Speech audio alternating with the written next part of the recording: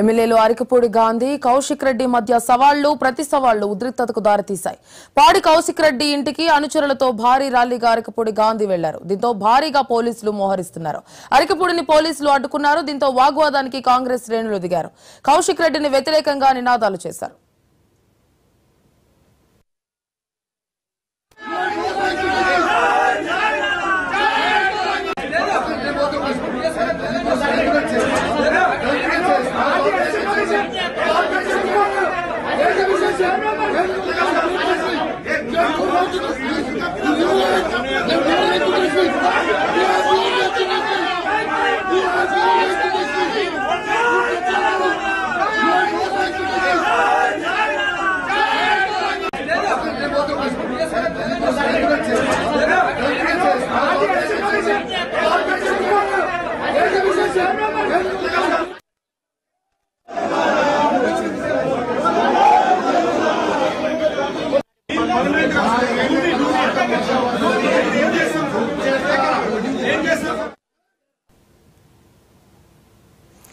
కౌశిక్ రెడ్డి ఇంటి బయట అరికపూడి గాంధీ అనుచరులు ధర్నాకు దిగారు. కౌశిక్ రెడ్డిపై గాంధీ అనుచరులు గుడ్లు టమాటాలు విసిరారు.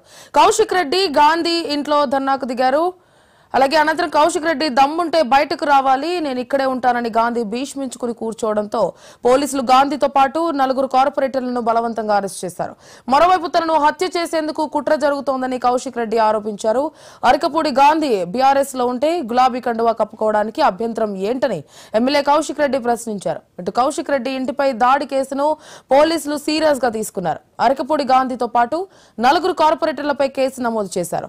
గచ్చిబౌలి పిఎస్ లో మొత్తం 19 మందిపై పోలీసులు కేసు నమోదు చేశారు.